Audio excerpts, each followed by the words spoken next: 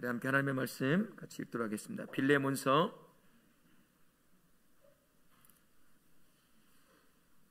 1장 8절에서 22절까지의 말씀. 우리 서로를 향해서 아침에 인사했던 대로 예수님 안에서 구원의 은혜와 평강을 풍성히 누리시기 바랍니다. 예수님 안에서 구원의 은혜와 평강을 풍성히 누리시길 바랍니다. 아멘. 오늘 우리가 읽었던 빌레몬서는 바울이 썼던 편지 중에서 가장 짧은 편지예요. 그리고 가장 사적인 내용이 담겨져 있는 그런 편지를 할 수 있습니다. 이 편지에 3명이 등장해요. 주로 누구냐면 바울과 빌레몬과 오네시모가 등장하게 됩니다. 이들은 예수 안에서 형제와 같은 그러한 사이였습니다. 바울은 이 당시에는 굉장히 나이가 많은 노년의 상태에 있었습니다. 지금 옥중서신 중에 하나잖아요. 가택연금에 갇혀져 있는 게 지금 마지막 때를 가고 있는 바울의 모습이었거든요. 가장 나이가 많지만 예수 안에서 한 형제요, 그런 관계를 갖고 있었는데 문제가 하나가 있었습니다. 잘못하면 이 문제 때문에 이 형제의 관계가 깨져버릴 수도 있는 그런 상황에 놓여 있었습니다.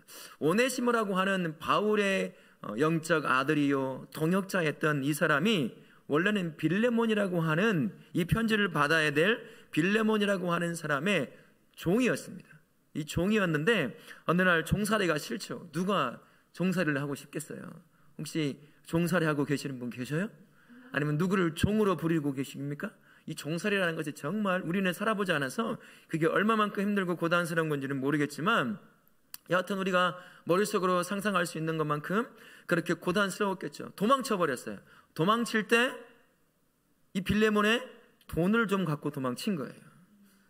그런데 이 사람이, 이 오네시모가 바울을 만났어요. 바울을 만나가지고 예수님을 영접해버렸네. 완전히 앞뒤가 뒤바뀌는 이제 인생의 이제 경험을 하게 되는 거예요. 그래서 어느 순간부터 이 오네시모라고 하는 사람이 바울에게 없어서는 안 되는 동역자요, 영적인 아들이요, 그 상태가 되어버린 거예요. 알고 보니까 자기가 전도해서 예수 믿게 한 이 빌레몬의 종으로 도망쳐온 사람이라는 것을 알게 된 것입니다. 이제 어떻게 해야 되겠어요? 보내줘야 하는 겁니다. 그래서 보내주려고 해요. 자기가 데리고 있으면 함께 복음 사역을 위해서 굉장히 귀한 존재로 쓰임 받겠지만, 그러나 빌레몬하고의 관계가 있는 거예요. 그래서 그에게 다시 보내면서 이 빌레몬서를 써서 전달해 주고 있는 겁니다. 바울이 나이가 많죠. 그리고 사도로 부름받았습니다. 그리고 빌레몬을 전도해서 세웠어요. 영적 아버지와 같은 존재예요. 빌레몬에게 이 바울이라고 하는 사람은 영적 아버지와 같은 존재입니다. 예수 안에서 함께하는 사람이지만 얼마든지 바울이 이 빌레몬에게 이 오네시모, 너에게 도망친 종이기는 하지만 나에게 복음을 위해서 굉장히 귀중한 존재다. 그러니 나에게 있게 해달라라고 이 나이 먹은 나이와 사도의 권위와 영적 아버지의 권위로 빌레몬에게 그냥 명령할 수 있었을 것입니다. 하지만 바울은 그렇게 하지 않았어요.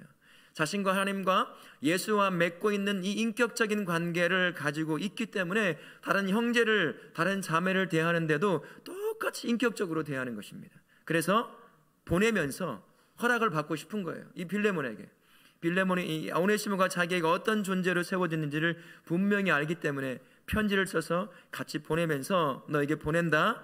그러나 이 오네시모가 나에게는 굉장히 중요한 그러한 영적 동역자다. 그러나 너의 허락이 없으면 내가 내 곁에 두지 않겠다. 내가 듣기로는 너의 종이었고 너의 돈을 훔쳐서 도망쳐 왔는데 혹시나 그 돈이 갚아야 된다고 한다면 나에게 계산하라 라고 나왔잖아요. 그렇게까지 하면서 빌레몬을 자기가 예수님 안에서 당하는 그 인격적인 관계로 똑같이 대하는 겁니다. 자기의 나이와 사도의 권위와 그리고 영적 아비됨의 권위로 명령을 하지 않는다는 거예요. 정중하게 부탁하며 나아가는 것이에요. 이 모습이 저와 우리의 관계의 모습이랍니다. 정서적으로 건강한 성도, 그리고 그런 성도로 이루어져 있는 교회 공동체에서는 서로를 대할 때 인격적 관계로 대하게 되어 있다는 것입니다. 예수께서 우리를 대하실 때 우리를 어떻게 대하실까요? 우리를 함부로 대하실까요? 우리를 함부로 대하시려고 십자가에 못 박아 죽으셨나요? 그렇지 않습니다. 우리를 생명보다 소중히 여기시기 때문에 인격적으로 항상 우리를 대하셔요. 사랑으로 그렇게 우리를 대하신다라는 것입니다. 성도가 신앙생활의 목표를 뭘로 삼을까요? 아마 하나님을 사랑하는 것과 우리 형제와 자매를 사랑하는 것, 그것을 아마 신앙생활의 목표로 삼을 거예요. 그렇게 사랑하고 그렇게 섬기고 그렇게 살려고 하는 것이 성도의 모습일 텐데 잘 되던가요? 잘 안 되죠. 미워 죽겠어요. 그냥 보고 싶지가 않을 때가 있어요. 그런 거 들을 때가 있잖아요. 이게 사람이라는 어쩔 수 없어요. 그러다 보니 사랑이 잘 적용이 안 되는 거예요. 머릿속으로는 알지만 사랑하지 못하는 그러한 위치에 놓여 있는 게 저와 우리라는 것이, 그게 바로 우리가 정서적으로 성숙하지 못한 그리스도인으로 남아있다는 거예요. 저를 포함해서 우리 모두가 그러한 연약함 가운데 항상 놓여 있다라는 것입니다. 제대로 사랑하는 것, 정서적으로 성숙한 성인으로서 자라야 가능한 것입니다. 오늘 제가 아침에 주보에다가 하나의 문구를 제가 드렸죠. 그래서 한번 보시라고 한 거예요. 나는 지금 정서적으로 성숙한 사람인가? 아직도 혹시나 나는 유아기에 머물러 있다 라고 하는 사람 손 한번 들어보세요. 박나라셨어요? 아직도 유아기에 머물러 계십니다. 이게 우리의 모습일서 한번 잘 생각해 보세요. 내가 정서적으로 지금 어느 위치에 성숙한 자인지 이제 그런 걸 한번 체크해 보는 것입니다. 정서적으로 성숙한 성도가 되기 위해서는요, 진리를 어떻게 적용할지에 대해서 잘 배울 수 있어야 돼요. 그러니까 매일같이 말씀을 읽고 묵상하고 새벽기도하고 주일날이면 뭐 2번 3번 말씀도 듣고 살아갑니다만, 그러나 그것을 우리 삶에 잘 적용이 안 되는 거예요. 그때만 한 귀로 듣고 문 밖에 벗어나면 기억나는 게 있나요? 다 경험해봐서 알아요. 기억이 안 나요. 뭔가 들었긴 들었는데 기억이 안 나는 건 이게 무슨 조할까? 그러고 지나가잖아요. 적용이 안 되고 그리고 그대로 살아보려고 노력을 안 하니까 여전히 이전의 모습으로, 어제의 모습으로 오늘도 똑같이 살아가고 오늘의 모습으로 내일도 똑같이 살아가는 거죠. 그러니 계속 이 정서적인 문제를 가지고 계속 갈등 가운데 상처를 만들어내고 상처를 입으며 살아갈 수밖에 없는 겁니다. 이게 머릿속에만 머물러 있어서는 안 돼요. 여러분들 지금은 도덕시험 없죠? 지금은 도덕시험 없어요? 옛날에 도덕시험 보셨을 때 나 90점 이하로 떨어져 본 적 있다. 손 한번 들어보세요. 도덕시험 90점 이하로 떨어질 수가 없어요. 잘못 써가지고 90점 맞는 거거든요. 100점 맞아서 내가 도덕적으로 되던가요? 절대로 안 돼요. 100점을 1000번 10,000번을 맞아도 안 됩니다. 그것을 알고 내 삶에 적용해서 살아가려고 해야 그제서야 그것이 머리로 머물러 있던 것이 내 것이 되는 거라 할 수 있는 것이죠. 이 정서적으로 성인이 된다는 것은 몸이 성인이 되는 것과는 또 다른 문제다 할 수 있습니다. 정서적으로 성숙한 성인이 되기 위해서는요, 가장 먼저 무엇을 해야 하냐면 사람과의 건강한 관계, 하나님과의 건강한 관계가 미리 먼저 만들어져야 한다는 것입니다. 우리는 3가지 관계를 항상 가지고 살아가거든요. 가장 먼저 무슨 관계겠습니까? 나와 하나님의 관계를 맺고 살아가는 거죠. 그리고 나와 나 자신과의 관계를 맺고 살아가요. 그리고 나와 이웃과의 관계, 다른 지체와의 관계를, 이 3 관계 가운데서 항상 살아가요. 이 3 관계 가운데서 어느가 하나 삐걱거리기 시작하면 그때부터 스스로 상처받고 다른 사람에게 상처를 주는 그러한 삶을 살 수밖에 없다라는 것입니다. 하나님이 우리에게 원하시는 게 있습니다. 하나님과의 관계, 참 좋은 관계를 맺기 시작하면 그 관계가 다른 사람을 향하여 흘러가기를 원하시는 거예요.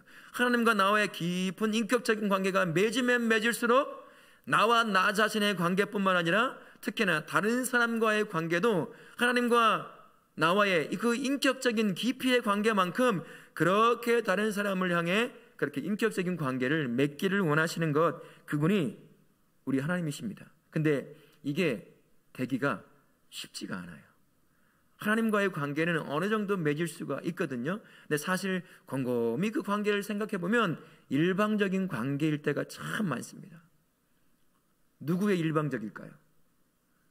사랑에 관해서는 하나님은 나의 일방적이지만 내가 내 마음대로 하나님과의 관계를 맺을 때가 참 많아요.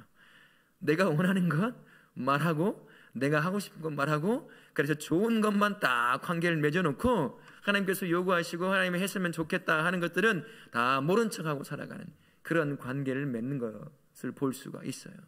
하나님과의 관계가 좋다고 한다면 그 관계는 반드시 다른 형제와 자매를 향해서 똑같이 인격적인 관계로 나아갈 수 있어야 한다라는 것입니다. 예수님이 그것을 우리에게 보여주셨습니다. 하나님과 1대1의 관계에 있어서 완벽한 그 인격적인 관계를 맺었을 뿐만 아니라 다른 사람과의 관계에 있어서도 인격적인 관계를 항상 맺었어요. 바리새인들을 죽이고자 하나님께서 예수님께서 책망하셨을까요? 그들의 삶이 자꾸 빗나가니까 책망해서 옳은 길로 오게 만들려고 하는 거였습니다. 연약한 자들 예수님께서 대하셨을 때 어떻게 대하셨을까요? 인격적으로 대하셨습니다. 가진 것이 있건 배운 것이 있건 없건 이방 민족이건 어떻건 간에 똑같이 하나님과 인격적인 관계를 맺고 있는 것 같이 똑같이 그들과의 인격적인 관계를 맺었던 분, 그분이 바로 예수님이십니다. 그래서 예수님께서 자신을 향한 그 말씀을 요약을 딱 해놓으셨어요. 마태복음 22장 37절부터 40절까지 요약을 제가 한번 잠깐 읽어봐 드리면 이렇습니다. 내 마음을 다하고 목숨을 다하고 뜻을 다하여 주 너의 하나님을 사랑하라 하셨으니 이것이 크고 첫째 되는 계명이요 둘째도 그와 같으니 내 이웃을 내 자신과 같이 사랑하라 하셨으니 이 두 계명은 온 율법과 선지자의 강령이니라. 예수께서 이 말씀을 그대로 살아내신 것입니다. 하나님과 관계뿐만 아니라 그 관계가 수평적인 다른 형제와 자매들을 향한 관계로 그대로 이어졌던 것이에요. 예수님만큼 다른 사람을 인격적으로 대한 사람이 아무도 없다라는 것입니다. 근데 예수님을 믿는 성도는 이 관계를 깰 때가 참 많아요. 하나님과 관계도 스스로 깨버리기도 하고 다른 사람과의 관계도 스스로 깨버리기도 하고 자신과의 관계도 스스로 깰 때가 있어요. 원인이 뭔지 아십니까? 인생의 주인이 내가 되어 있기 때문이에요. 삶의 중심이 나라고 생각하는 것입니다. 유아독존인 거죠. 우주의 중심이 자기야. 자기 눈에 들어야 좋은 거고 자기 마음에 들어야 좋은 거야. 그거에 누구든 상관이 없어요. 어떤 것이든 상관이 없고 어떤 환경이든 상관이 없어요. 내가 마음에 안 들면 다 안 좋은 거예요. 이게 바로 자기가 인생의 주인 되어 있는 사람입니다. 그러다 보니 나에게 맞춰지지 않는 수많은 것들에 대해서 어떻게 하겠어요? 계속 엇박자가 나니 불꽃이 튀면서 갈등이 생기고 아픔이 생길 수밖에 없는 것 아니겠습니까? 기독교 한 심리학자가 이런 우리를 향해서 이렇게 이야기를 합니다. 제가 한번 읽어볼게요. 우리 모두가 나르시스트다. 여러분 들어보셨죠? 나르시스트가 누구죠? 자기 도취에 빠져 있는 사람이에요. 물가에 비쳐있는 자기의 모습을 보고 자기에게 반한 신화에 나온 사람입니다. 우리 모두가 나르시스트로 태어났으며 나르시시즘에서 벗어나 성장하는 법을 배우는 것이 영적 성장의 여정의 핵심이다. 가만히 생각해 보세요. 그게 맞는 말이에요. 내가 싫어하는 사람 왜 싫어하겠어요? 내 마음에 안 드니까 싫어하는 거잖아요. 내 마음대로 움직여주지 않으니까, 내 마음대로 안 들어주니까, 그러니까 싫어하는 거잖아요. 누구든 마찬가지예요. 내가 중심이 되어 있을 때 이런 일이 발생하는 것입니다. 관계가 그래서 틀어지기 시작하는 거예요. 관계가. 이런 문제에서 벗어날 수 있으려고 한다면 생각의 대전환이 필요한 것이죠. 나의 배우자든 친구든 직장의 상사든 아이든 누구든 간에 다른 사람이 인격적인 존재가 있다는 사실을 항상 스스로 인정해야 돼요. 인정하고 있지 않아요. 하지만 실제 삶을 겪어보면 이 관계에 다른 사람을 인정하지 않는 것이 많이 드러나 있습니다. 그리고 그런 사람들이 나와 다른 독특한 인격적 존재라는 사실을 인정하고 바라보는 관점이 필요하다는 거예요. 옆에 사람 한번 보세요. 물건입니까? 사람입니까? 옆에 한번 보셔요. 보기도 싫어요? 이제? 보기도 싫어요? 바로 그 사람이 인격적인 존재예요. 나와 다름이 있지만 존중받아야 할 분명한 하나님의 형상으로 만들어진 인격적인 존재다라는 것입니다.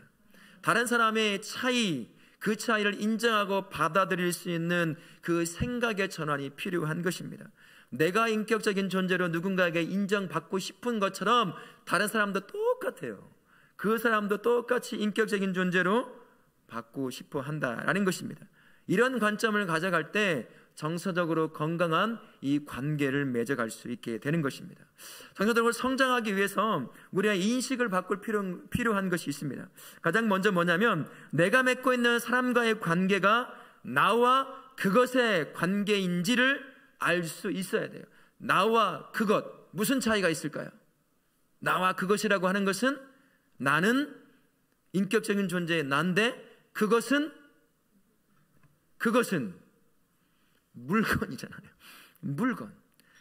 인격적인 존재인 사람이 다른 사람과 관계를 맺을 때 나와 그것의 관계로 맺을 때가 종종 있다는 거예요. 물건과의 관계를 맺는 것처럼. 나의 목적을 위해서, 내 이득을 위해서 다른 사람과의 관계를 맺는 거예요. 내 마음에 안 들면 그 사람 물건처럼 버려버리는 거예요. 관계 끊어버려요. 싫어해버려요. 미워해버려요.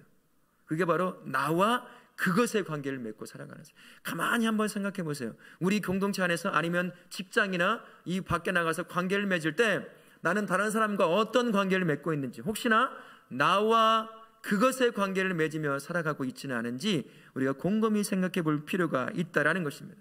우리 모든 사람은 하나님의 형상으로 만들어진 존귀한 존재예요. 그의 외형이 어떤 모습을 갖고 있건, 잘 배웠건, 돈이 있건 없건 상관이 없습니다. 내 마음에 들건 안 들건 상관이 없어요. 그 자체로 하나님의 형상으로 만들어진 가장 존귀한 존재입니다. 하나님은 그를 향해서 인격적인 존재로 대하는 것이에요. 그러니 우리도 누구를 닮아서 그렇게 해야 되겠습니까? 하나님을 닮아서 인격적인 존재로 다른 사람을 대할 수 있어야 돼요. 근데 나의 삶에 나와 그것의 관계를 맺고 있다고 한다면, 특히나 성도가 그렇다고 한다면 악한 것이죠. 그건 악이에요. 하나님이 존중하는 다른 형제와 자매를 물건처럼 취급한다는 것. 물건처럼 취급한다는 예가 어떤 것이 있을까요? 이런 것이 있을 것 같아요. 직장에서 상사가 직원에게 아무 말 없이 일거리를 툭 던지고 가는 거예요. 상사는 그 직원을 뭘로 여기고 있을까요? 일하는 컴퓨터, 일하는 기계로 여기는 사람입니다. 집안에서는 어떨까요? 집안에서 남편이건 자녀건 내가 원하는 대로 살아주기를 원하는 삶. 아니, 어떻게 아내 마음대로 살아주기를 바랄 수 있을까요? 아빠도 마찬가지겠어요. 자녀를 향해서. 부모도 마찬가지예요. 자녀가 내가 원하는 대로 살아주기를 바라잖아요. 설계도를 싹 만들어 놓고 그 트랙을 따라가기를 원해요. 그래서 벗어나면 막 혼내고 야단치고 막 그러잖아요. 이게 바로 나와 그것의 관계를 맺고 살아가는 사람이에요. 성도는 그래서는 안 됩니다. 왜 그럴까요? 죄인된 나를, 예수 그리스도는 나를 어떻게 여기고 계시죠? 가장 존귀한 자로 여기고 계십니다. 나를 인정해 주셔요. 내가 넘어져 있을 때라도 징계를 하는 것이 아니라 기다리고 계셔요. 인격적인 존재이기에 스스로 깨닫고 회개하고 돌아오기를 기다리시는 분, 그런 대접을 받고 살아가는 사람이 저와 우리입니다.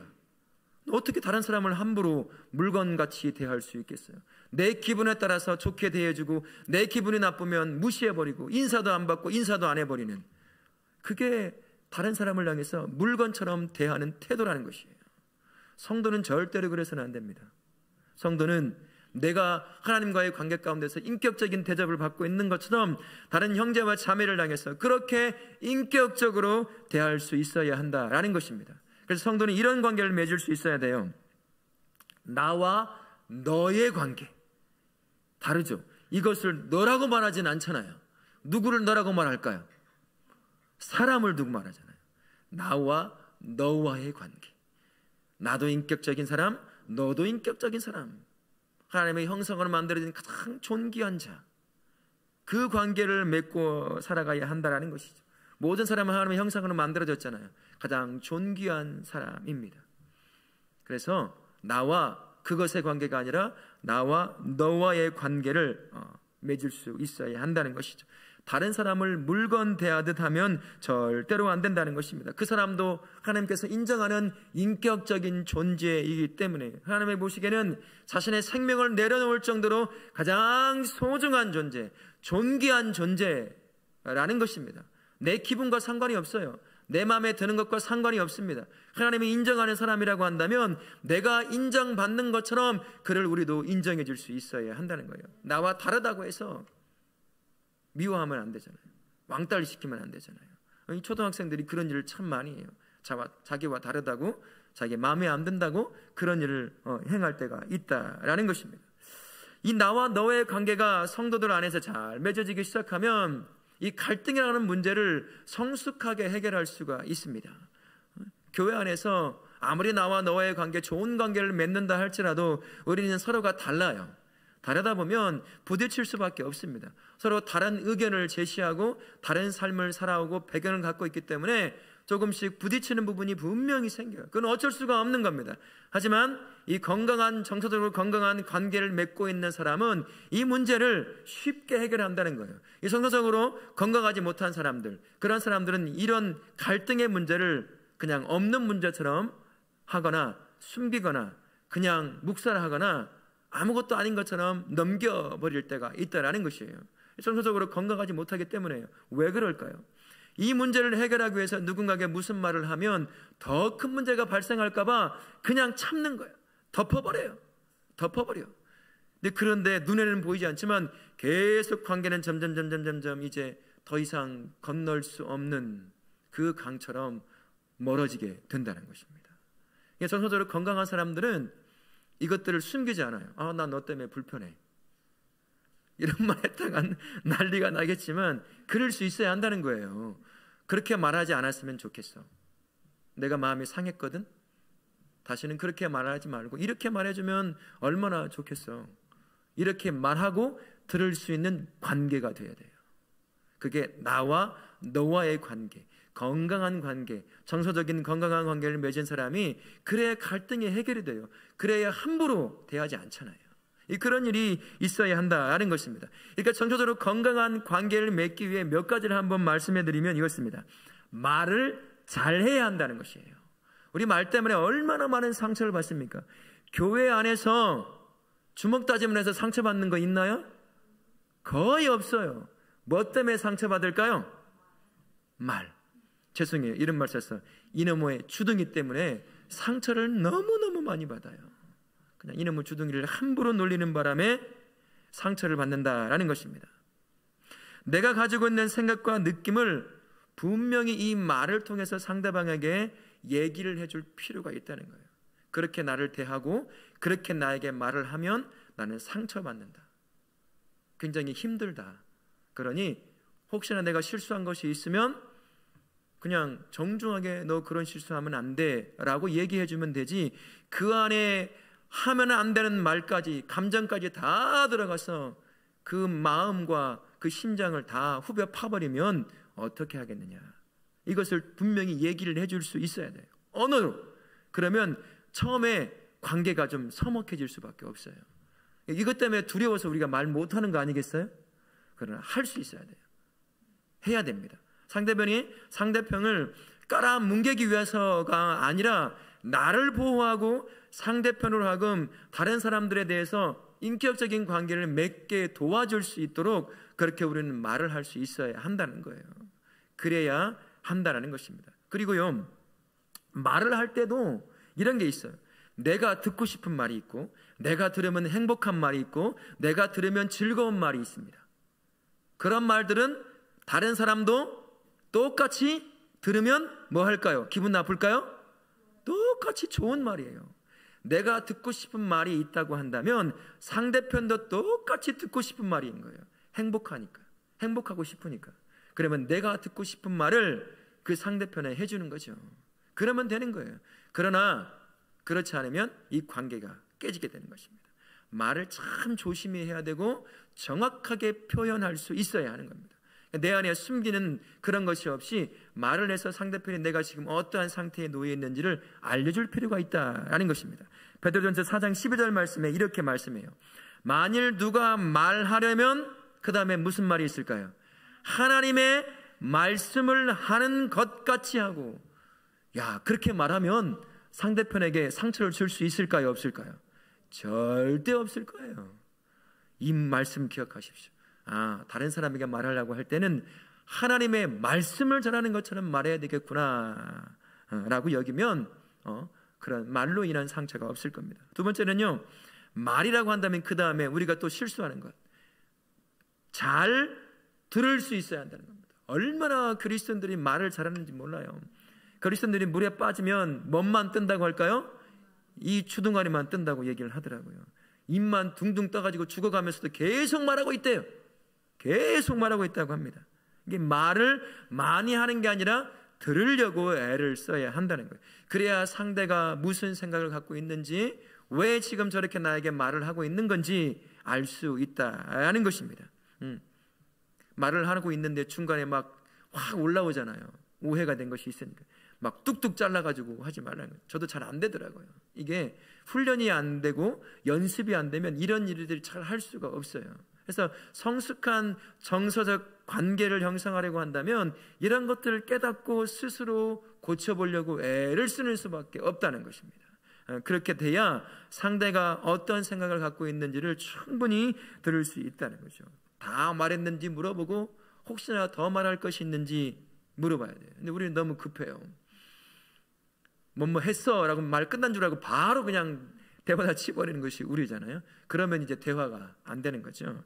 야고보서 1장 19절에 이렇게 말을 합니다. 너무나 말하고 싶은 우리에게, 내 사랑하는 형제들아, 너희가 알지니 사람마다 듣기는 속히 하고 말하기는 더디하며, 그 다음이 중요해요. 성내기도 더디하라. 말을 하면서 그 말 안에 감정이 섞이거든요. 그러면 이 안에 있던 것이 폭발을 하는 거예요. 폭발을 하는 거예요. 그래서 말을 하기 더디하게 하면서 그 다음에 감정도 분노도 이야기한 것입니다. 우리 다그렇게 모든 성도님들은 말하기는 더디하고 듣기는 속히 하고 분노는 더 더디하는 그런 성숙한 관계를 맺는 우리 성도님들 되시길 바라겠습니다. 한 가지 더, 두 가지가 더 있는데, 한 가지, 자신의 추측이 맞는지 점검하라는 거예요. 내가 마음에 안 들고 어떤 상황이 있으면 그 사람에 대해서 추측을 하기 시작을 해요. 그래서 서로 연관이 없는 몇 가지 사건들을 하나의 사건을 딱 묶어버립니다. 그 추측하고 스스로 확신을 해버려요. 여기까지는 스스로 가지니까 문제가 안 되지만 그 스스로 추측을 통해서 확신했던 것을 이 사람 저 사람에게 말하고 다니는 거예요. 나중에는 아무리 해명을 해도 듣지를 않아. 누구도 믿지를 않아요. 본인한테 가서 물어봤으면 해결될 걸 혼자 추측을 하고 몇 가지 사건을 그 추측에 맞춰서 하나의 스토리를 딱 만들어가지고 다른 사람에 다 퍼뜨리고 다녀요. 그러면 그 사람은 완전히 왕따가 되는 거예요. 죽이려면 되는 것입니다. 하지도 않은 일이 한 것이 되는 것이고 뭐 이런 일이 되는 거예요. 본인에게 와서 물어보면 금방 해결이 되거든요. 아니다, 맞다, 내가 실수했다, 용서해줘라 라고 하면 끝날 문제를 혼자 추측에 추측을 하면서 스토리라인을 만들어가지고 한 사람을 완전히 죽음의 길로, 그냥 이 교회 안에서 신앙생활을 못할 정도로 만들어버린다는 것입니다. 추측이 맞는지 점검을 하라는 거예요. 물어보라는 것이에요. 단순합니다. 그런 일이 참 많아요. 내가 어려움을 당한 것들을 곰곰이 생각해 보세요. 다들 누군가의 추측을 하고 누군가에게 그 추측이 확신인 것처럼 진짜인 것처럼 여기저기 퍼뜨리고 다녔기 때문에 그러한 상처를 받는 것들이 정말 많이 있거든요. 나중에 해결할 수가 없을 정도가 돼요. 아무리 말을 해도 듣지를 않거든요. 믿지를 않아요. 그것만큼 답답한 일이었거든요. 해명을 해야 되는데 어떻게 해명을 해요? 내가 안 한 건데. 한 거면 증거가 있지만 안 한 거는 증거가 있나요, 없나요? 없는데 어떻게 증명을 하겠어요? 너무나 힘든 일이 발생한다라는 것입니다. 이런 자들을 위해서 출애굽기 20장 16절에서 이렇게 말씀합니다. 내 이웃에 대하여 거짓 증거하지 말라라고 얘기합니다. 증명되지 않은 것을 진짜인 것처럼 확신하고 스스로 확신하고 이 사람 저 사람에게 말하고 다니지 말라는 거예요. 하나님이 싫어하신다는 것입니다. 마지막 한 가지만 더 나누면요, 서로에 대해서 지나친 기대를 하지 말라는 거예요. 기대를 하니까 문제인 거예요. 우리 권사님, 우리 목사님, 우리 장로님, 우리 집사님 이럴 거야 라고 기대를 하니까 기대에 못 미치니까 그냥 마음에 안 드는 거야. 내 기대에 못 미치니까. 자기 기대가 기준이 어딘가지는 모르면서 자기 기대에 안 믿냐 못 미치니까 다 그냥 미워하는 거야. 마음에 안 드는 것이죠. 기대에 갖지 마세요. 옆에 사람 한번 보십시오. 우리 형들을 기대하지 않습니다. 얘기하세요. 기대하지 않습니다. 나 기대 절대로 안 해요. 우리 기대하지 않습니다. 이 기대라는 것이 가정 안에서 참 문제. 저도 마찬가지. 부모잖아요. 아이들 향해서 그러지 말아야 되겠다라는 마음은 있지만 자꾸 나름대로 기대를 갖고 살아가요.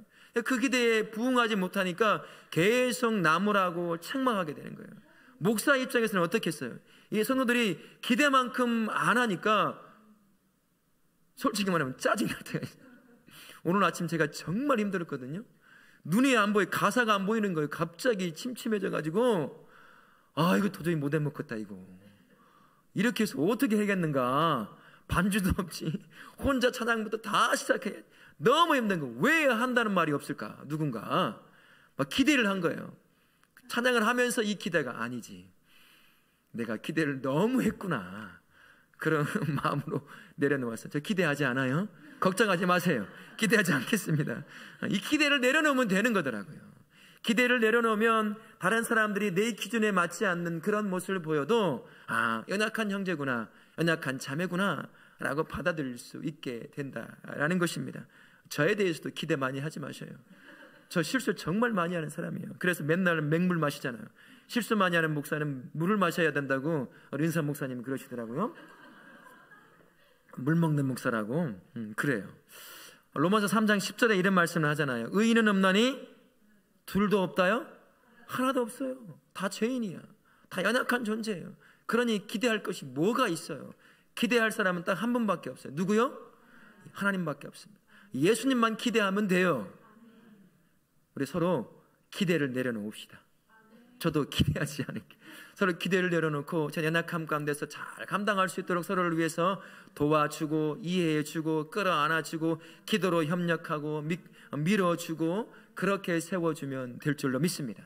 기대를 내려놓음으로 말미암아 서로를 더 연약한 존재로 내가 품어야 될 존재로 그렇게 품을 수 있는 우리 성도님을 되시기를 예수님의 이름으로 부탁드리겠습니다. 우리 바울은 빌레몬을 물건 대하듯 그것으로 대하지 않았다는 것을 말씀을 통해서 알 수 있습니다.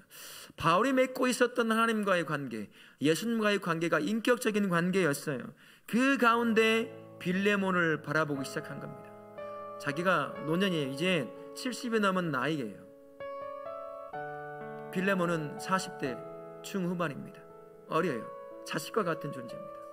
야, 아버지 같은 내가 부탁하는데 명령하는데 오네시모 내 곁에 두게 하면 안 되겠니?